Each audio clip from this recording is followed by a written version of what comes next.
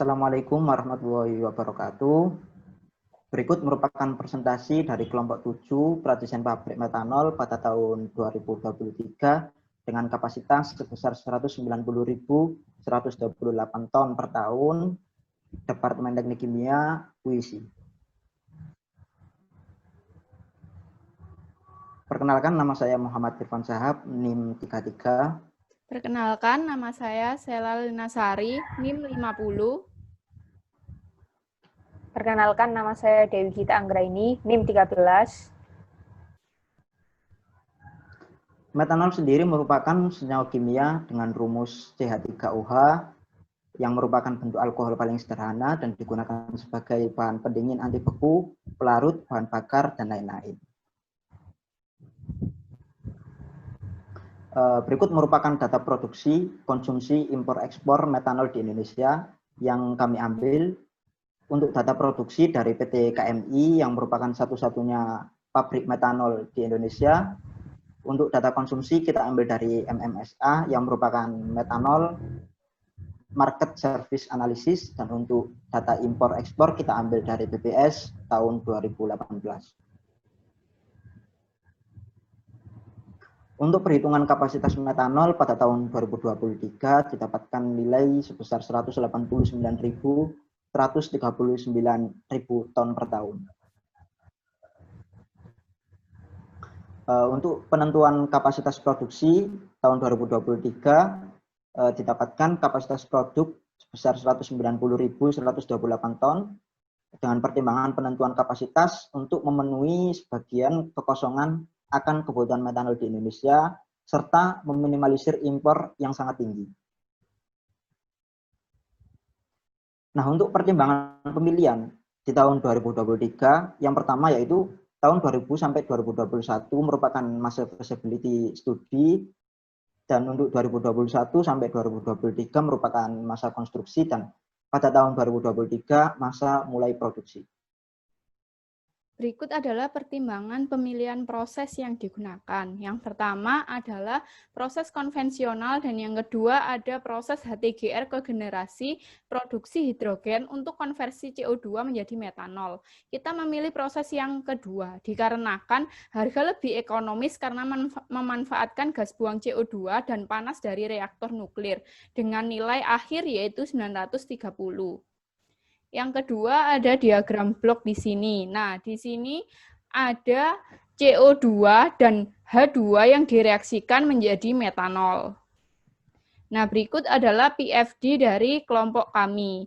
Nah, di sini feed-nya yaitu berupa CO2 direaksikan dengan H2 yang berasal dari proses termokimia siklus iodin sulfur yang berasal dari H2O yang kemudian menjadi H2 dan kemudian direaksikan di reaktor dan dipisahkan melalui separator, kemudian masuk ke destilasi dan kemudian menjadi metanol. Berikut adalah keterangan alat pada PFD tersebut. Nah, di sini juga terdapat neraca massa reaktor yang berguna untuk mereaksikan CO2 dan H2 dengan konversi 48,8% dengan ratio mol CO2 dan H2 yaitu 4. Di sini kita dapatkan inlet dan outlet-nya balance.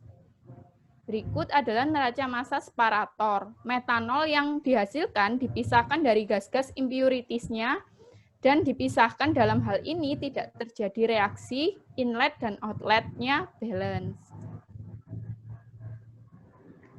Kemudian neraca energi reaktor dengan suhu 220 derajat Celcius dan tekanan 50 bar. Didapatkan panas masuk dan panas keluar, totalnya yaitu 17 juta. Hasilnya balance.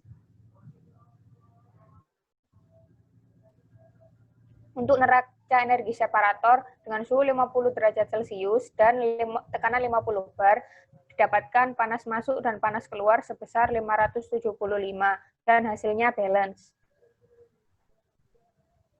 Kemudian spesifikasi alat reaktor dengan nama reaktor pre-neutralizer yang berfungsi untuk mereaksikan umpan berupa CO2 dan H2 yang menghasilkan produk CH2OH dan H2O.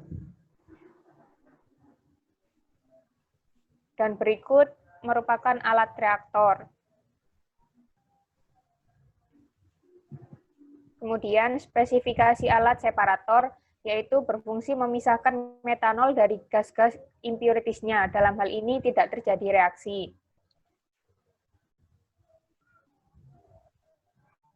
Dan ini merupakan gambar alat separator.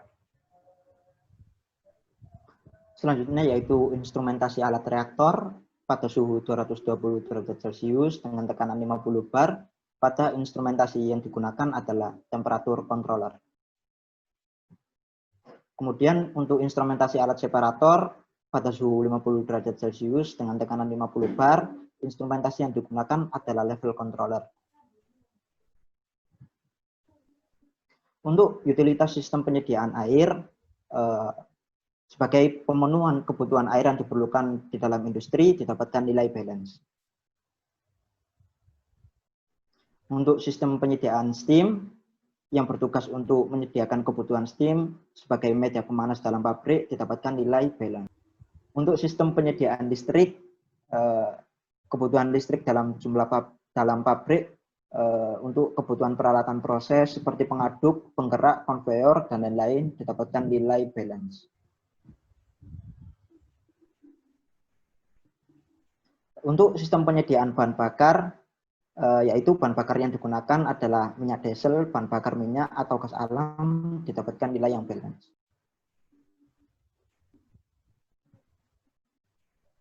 Untuk sistem penyediaan udara tekan, udara terkonsentrasi dapat digunakan. Untuk udara instrumen dan udara alat juga didapatkan nilai yang balance. Nah, di sini utilitas balance yaitu yang dimaksud akumulasi in sama dengan out. Nah, berikut adalah pemilihan lokasi.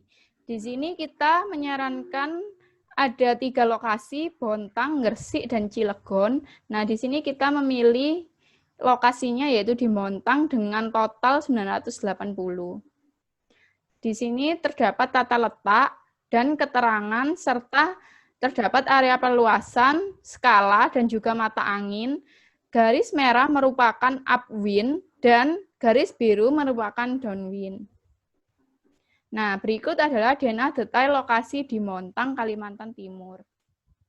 Berikut adalah struktur organisasi pabrik metanol. Yang pertama di awal yaitu ada RUPS dan yang paling akhir yaitu karyawan yang bekerja di pabrik metanol. Berikut adalah jadwal karyawan non-shift. Karyawan non-shift terdiri dari data sebagai berikut dan ketentuan jam kerja biasanya Senin sampai Kamis jam 8 sampai jam 5 sore, istirahat pukul 12 hingga pukul 1 siang, dan Jumat pukul 8 sampai pukul 5 sore dengan istirahat pukul 11 sampai pukul 1 siang.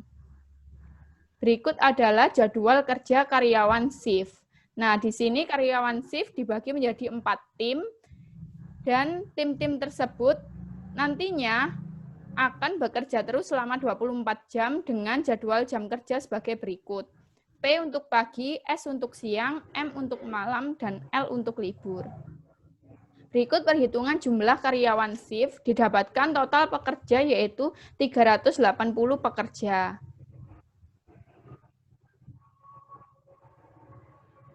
Kemudian untuk gaji karyawan, total pekerja per satu shift yaitu terdapat 460 orang. Gaji karyawan total per bulan yaitu 2.268 dan gaji karyawan total per tahun yaitu 27 miliar.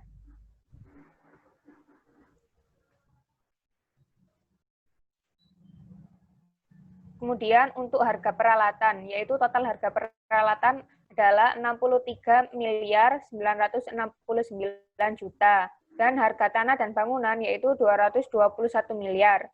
Total capital investment yaitu 642 miliar dan total biaya produksi yaitu 2.502 miliar. Evaluasi ekonomi yaitu total penjualan produk sebesar 2 triliun. ROI adalah laju pengembalian modal dibagi menjadi 2, yaitu ROI sebelum pajak sebesar 71,63%, ROI setelah pajak sebesar 45,56%, WACC sebesar 11,35%. Payout time dibagi menjadi 2, yaitu payout time sebelum pajak adalah 1,36 tahun dan PO time sesudah pajak adalah 2,6 tahun. BEP-nya yaitu 40,73%. Kemudian analisis sensitivitas didapatkan BEP sebesar 40,73%, di 190,128 ton per tahun. Titik BEP terjadi pada kapasitas produksi, yaitu 77,44 ton per tahun. BEP di antara 40 hingga 60%, sehingga memadai. Terima kasih. Sekian dari kelompok kami. Wassalamualaikum warahmatullahi wabarakatuh.